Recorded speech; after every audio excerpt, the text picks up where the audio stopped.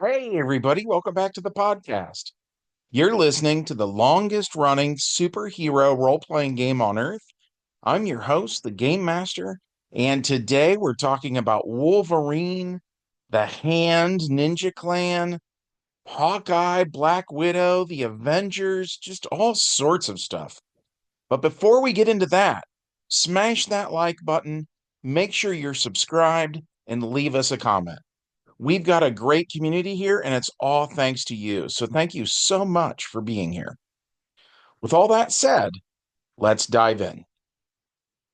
The prologue to this one is a quick recap of yesterday's adventure, where the new Kingpin learned of the existence of a cosmic artifact called the Hypercube.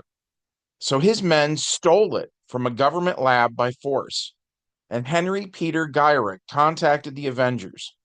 So Captain America sent Black Widow and Hawkeye to investigate.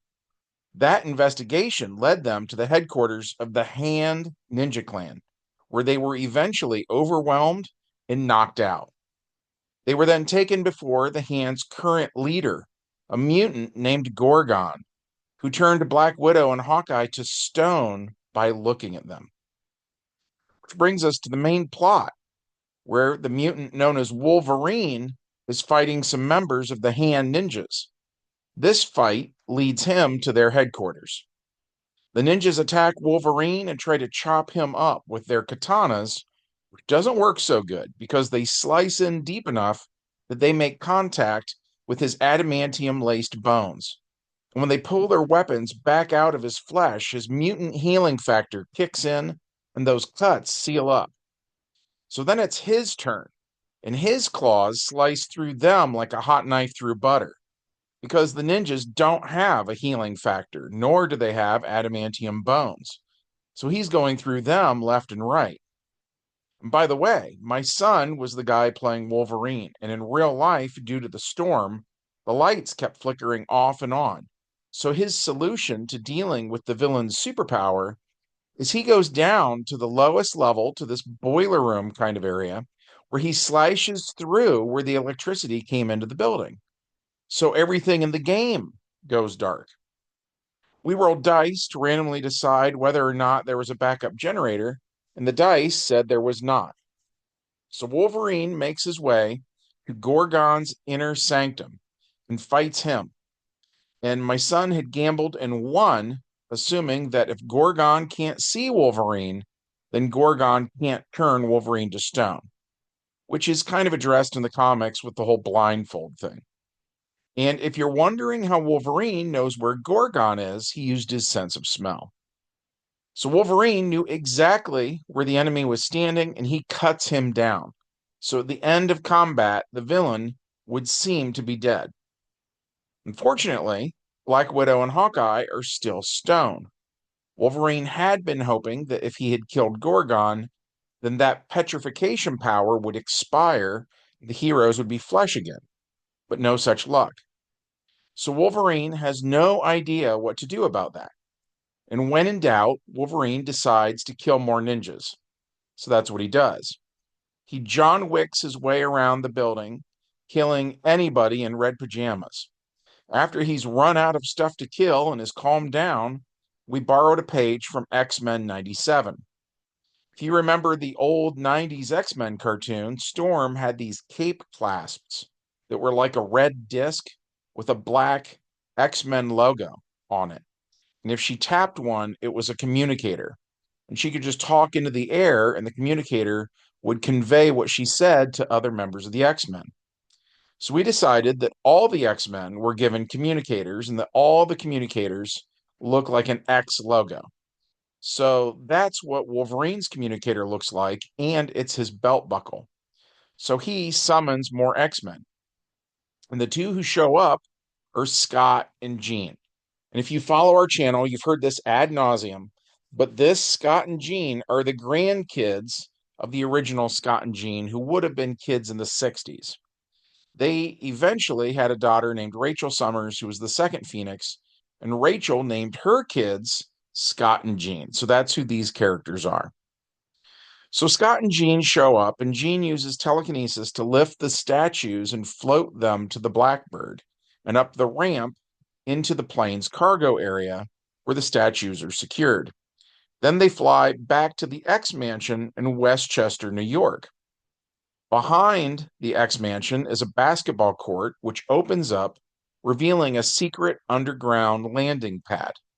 The jet lands and the basketball court closes again, and Jean floats the statues to a lab that belongs to Beast. And this Beast is the grandson of the original Beast and Dr. Cecilia Reyes. So Beast examines Black Widow and Hawkeye, but he has no idea how to fix petrification. But his grandfather, the original Beast, was once a member of the Avengers. So that sort of gives the current Beast an open door to contact the Avengers for help, tell them what happened, and see if there was anything that they could do. Meanwhile, as all of this is happening, the Silver Surfer is in New York City. And because superheroes have been in the public eye since the original Superman first appeared in 1938, New Yorkers are pretty desensitized to the existence of supers in our game world. So when the Silver Surfer is in a crowd of people, most people pay him no mind. Sometimes someone asks to take a selfie with him and he allows it. But even then, it's not that they actually care about him.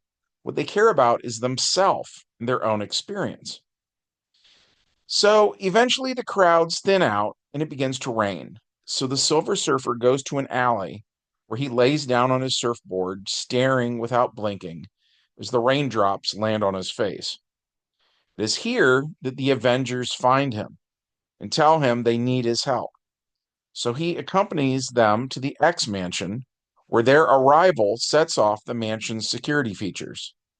Large flower pots rise up out of the ground, revealing blasters underneath. Nightcrawler teleports in, though, and the mansion's security system is turned off.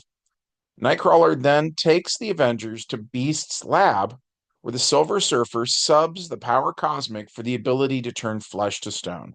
And he fixes what's wrong with Black Widow and Hawkeye. Also, here is the Hypercube, which Wolverine took from the Hand Ninjas. Black Widow says her mission is to her mission is to return the Hypercube to the United States government. And Wolverine says the government already had it once and lost it. Plus, the government sends sentinels after the X-Men. So why should they help them? Black Widow becomes insistent. So Wolverine slowly extends his claws, which Professor X scolds him for. Xavier says he is confident that the X-Men and the Avengers can reach some sort of an agreement, and he invites the Avengers upstairs for some tea. Hawkeye, who now has his bow and arrow pointed at Wolverine's eyeball, says, "Yeah, sure, tea sounds nice." So the PCs put their weapons away and head upstairs. Meanwhile, the Hypercube can sense the Silver Surfer, and it recognizes that, like itself, the Silver Surfer is a cosmic being.